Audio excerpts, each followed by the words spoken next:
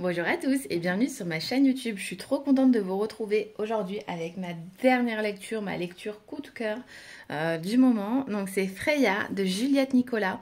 Je vais vous donner après son Instagram, je vais regarder parce que je ne connais pas par cœur, c'est dire quelque chose. Donc plongez au cœur des légendes nordiques et découvrez la déesse de la magie, de l'amour et de la mort. Donc paru aux éditions Le Lotus et l'éléphant que j'en profite pour remercier. Je remercie également Martine. Il est trop beau, donc c'est une belle couverture toute rigide, vous voyez le doré, il est réfléchissant. Et puis il n'est pas que beau, vous allez voir. Qu'est-ce qu'on nous dit derrière? Déjà, il est au prix de 19,95 €, donc c'est très abordable par rapport à la qualité de ce livre et à toutes les transmissions et les connaissances qu'on va apprendre grâce à cet ouvrage. Donc, à travers ce guide, initiez-vous à la magie du Nord et aux traditions autour de la déesse incontournable du panthéon nordique et des dieux qui l'entourent. Découvrez les anciennes pratiques spirituelles et culturelles relatives à Freya et la magie qu'on lui attribuait. Le cèdre, imprégnez-vous de cette femme puissante, patronne des Valkyries et muse des héros. Apprenez à vous relier à la nature et à puiser dans la magie puissante de cette déesse grâce à des runes, des chants, des rituels et des extraits de textes anciens, poèmes skaldiques et laits médiévaux. Entre mythes envoûtants et réalité historique, ce livre vous emporte dans un voyage à travers le temps. Dévoilant les secrets bien gardés de Freya, bien plus qu'un récit mythologique, cet ouvrage est une véritable invitation à explorer les mystères du Nord et à plonger dans l'héritage magique qui résonne à travers les âges. Et ensuite, on vous dit, laissez-vous emporter par cette épopée envoûtante où la déesse et la magie se rencontrent dans une danse intemporelle. Ce livre... Franchement, c'est un chef-d'œuvre. Il est magnifique. J'ai mis mon temps pour le lire parce que je voulais pas le finir vite, parce que dès la première page, il m'a parlé. Dès la première page, on retrouve de la poésie. La plume, franchement, de Juliette est juste incroyable. C'est une femme, en plus, incroyable. Elle nous transmet avec douceur et avec amour. On ressent l'amour qu'elle porte à toutes ces divinités nordiques, et là en l'occurrence à Freya. Moi j'ai adoré en savoir plus sur Freya, sur sa vie, sur son frère, voilà, sur tout ce monde-là. J'ai kiffé, voilà, c'est le cas de dire, j'ai kiffé. Voilà, j'ai adoré. Pour moi, voilà, c'était vraiment un pur bonheur d'avoir lu ce livre. Maintenant, j'ai qu'une hâte, c'est de découvrir les autres ouvrages, les futurs ouvrages, j'espère, je vais vous dire le Instagram tout de suite. Le Instagram, c'est Dirmahor, donc D-Y-R-M-A-O-R. Voilà, je suis impatiente qu'elle nous crée d'autres ouvrages parce que voilà, j'ai adoré. Et puis vous allez voir, je vais vous montrer un petit peu du livre. Donc quand on ouvre ce magnifique ouvrage, on va découvrir dans ce livre déjà un très beau papier. Parce que là, on est sur la collection Lotus Éléphant, la collection, j'ai envie de dire, haut de gamme. On est sur du beau papier, sur une couverture rigide. C'est très joli, la couleur du papier est très joliment choisie. On n'est pas sur quelque chose de blanc. Et ça, j'apprécie. Voilà, donc dès la première page, comme je vous dis, elle avait reçu les larmes de la déesse, rendant ses cheveux solaires comme l'ambre de ses yeux. Et pendant le grisâtre de nos vies s'estompe, Freya habille mon cœur par les soieries de son regard. Juliette Nicolas. Vous voyez ? C'est poétique, on adore dès la première page. Donc ici on découvre le sommaire. Bon, vous voyez pas tout le sommaire? Si, voilà, vous aurez pas les chiffres, c'est pas grave. Donc avant-propos, les retours aux origines, qu'est-ce que le paganisme? Ensuite l'introduction, donc vénérer le sacré, se relier au cèdre, j'espère que je le dis bien, introduction à Freya, donc ses origines. Et ensuite dans la partie 1, on a la légende d'une déesse, de la création jusqu'à la mort. Donc mythique de Freya, donc on a l'Edda poétique de Snorri Sturluson, selon le Lokasenna, selon le Volupsas, le lait de Indla, selon la saga de Ynglinnar, selon le chant de Trim, j'espère que je le dis bien, je ne pense pas. Chapitre 2, Freya et ses symboles, donc le collier de Brisinga, le manteau, les chats. Non mais ce chapitre, j'ai adoré. Moi j'ai adoré qu'elle nous transmette le nom de ces chats, parce que ces noms ne sont pas que des noms, ce sont des noms qui veulent dire quelque chose.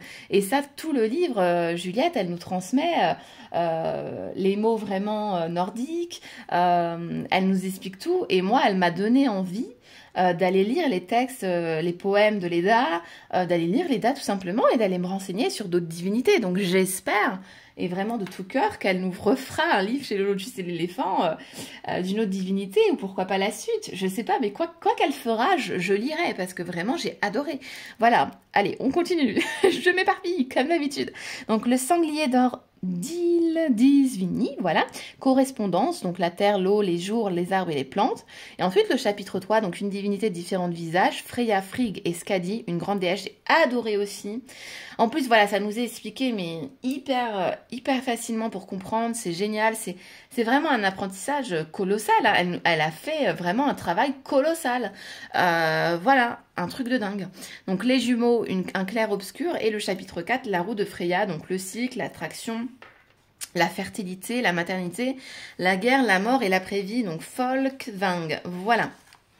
Ensuite, dans la partie 2, donc initiatrice de la magie et folklore nordique, chapitre 5, magie de Freya, le cèdre, le chamanisme du Nord, entre les humains et les forces, le chapitre 5, voix du Nord et voix de Freya, magie du Nord et magie féminine, ensuite les divinités mineures relais à Freya, les Valkyries, les Dizir, les Norns, Sendigar, magie des runes, la aide de Freya et de Frey, parce que vous voyez, moi je ne connaissais pas Frey, et pourtant, hein, j'en ai lu des ouvrages sur les divinités nordiques et je suis passée à côté. Donc soit je n'ai pas retenu, soit on n'en parlait pas. Et là, j'ai trouvé génial qu'elle nous en parle. Et voilà, c'est trop chouette. Moi, je suis trop contente. Je pense que ça s'entend. Du paganisme ancien à notre époque. Ode à Freya, pleurs du matin, un tourbillon de flammes, si au cours de ta vie. Donc là, c'est des super poèmes qu'on a à la fin de l'ouvrage. Voilà. Donc je vous montre un petit peu. Donc ici, donc on a quelques mots, hein. Donc je vais vous les lire, ces quelques mots. Donc Freya, ouvrage que vous tenez entre les mains, s'adresse à tous ceux qui, quel que soit leur âge, ont été bercés par les mythes et légendes nordiques, par les visions enchanteresses des forêts, des danses, des aurores boréales. Si vous cherchez un grimoire qui renferme l'histoire de la déesse Freya, vous trouverez dans celui-ci de quoi alimenter votre soif de connaissance. Les divinités ont-elles existé? Nul ne le sait. En revanche, les anciens Scandinaves avaient une foi inébranlable en leur présence. De nombreux récits ont vu le jour sur les histoires de Freya, déesse aux multiples visages, dont la beauté se mêlait au souffle du quotidien de ceux qui la vénéraient. Même si de nos jours, rares sont ceux qui adhèrent aux vieilles croyances, certains perpétuent le goût de l'ancien et nourrissent les panthéons de différentes régions d'Europe. Dans un temps bien trop marqué par les matérialismes, ce livre vous octroie une parenthèse de rêverie. Ainsi, le dernier mot reviendra à ces esprits tutélaires des grandes landes du Nord, de l'Europe, qui vous chuchoteront leur plus belle philosophie. Voilà. Donc ce livre, il vous parle donc d'une déesse plus ancienne que les ruines de nos pâturages, que les blés des champs sans cesse renouvelés, que les ambres sur les rives de la mer Baltique. Car si l'on en croit la légende, cette sève serait les larmes fossilées de ses yeux. Non mais sérieux, c'est trop beau, moi j'adore. Donc voilà, et puis là, Juliette Nicolas nous raconte son histoire et d'où est arrivée l'envie de créer ce livre. Et là, c'est magnifique. Donc là, je ne vous spoile pas. Là, ce sera à vous de le découvrir en lisant cette merveille. Donc, vous voyez, hein, les écritures sont très belles. On retrouve ici comme des dessins nordiques, comme des dessins runiques, j'ai envie de dire aussi. Juliette Nicolas, en plus d'être une autrice formidable, c'est une tatoueuse formidable. Je vous invite à aller découvrir son compte Instagram et découvrir son art, son talent, hein. Ici, on voit ses illustrations avec le blé. D'ailleurs, hop, je vous penche. En voilà, cueilli le 707. Lors du portail, je les cueille tous les ans le 707 à 7h07 pour avoir l'abondance toute l'année. Voilà. Et je me tresse aussi les cheveux. Allez, soyons sérieux. Je continue de vous montrer. Je m'éparpille, hein, c'est comme ça, vous le savez. Mais c'est trop beau, regardez-moi ça. C'est pour ça que j'ai sorti le lierre du jardin. On adore. Donc la partie 1, légende d'une déesse de la création jusqu'à la mort. Et puis je vais vous montrer un petit peu. On retrouve voilà des textes, des prières, des apprentissages, des transmissions. C'est beau, c'est bien écrit, c'est fluide. C'est intéressant. Comme je vous dis, moi j'ai pris mon temps pour le lire parce que je voulais pas, vous voyez, le lire en 2 jours et hop, c'est fini, quoi. J'aurais été trop triste, comme je le suis aujourd'hui de l'avoir terminé. Mais c'est un livre que je vais relire, que je vais réouvrir. Voilà. Hop. Voilà, j'ai adoré aussi cette page. Je vous l'ai mis dans le réel, d'ailleurs. C'est très joli. Voilà. Sur les runes. Hop. Ici, l'hymne à Freya. Je vous laisserai la prendre en photo. Que Freya vous apporte sagesse à la fin. J'ai adoré aussi prendre mon temps pour lire ces textes, cette poésie. Ici, magie de Freya, vous voyez, c'est trop joli.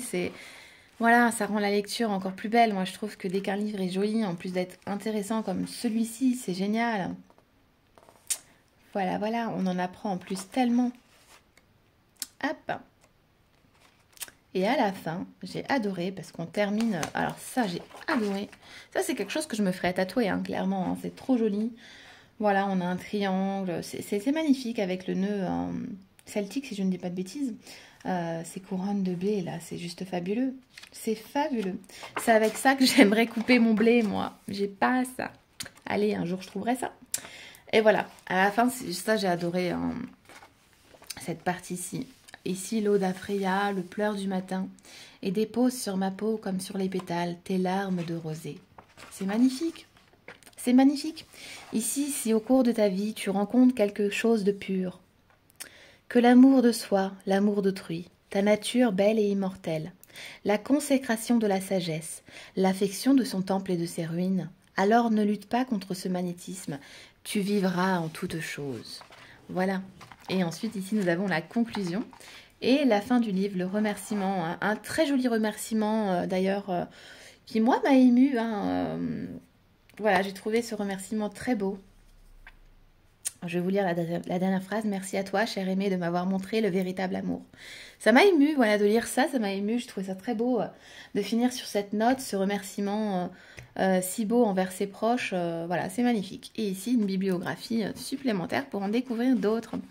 Voilà, voilà, pour la fin de ce livre. Voilà, je voulais vous en parler aussi sur YouTube. Bah, écoutez, j'espère que cette vidéo vous aura plu. Je vous fais des gros bisous et tout bientôt, je vous parle, si vous voulez, de l'oracle de Juliette Nicolas, parce qu'elle a créé un oracle avant ce livre-ci. Voilà, voilà, écoutez, moi je vous fais des gros bisous. Je vous souhaite une très belle journée et à bientôt.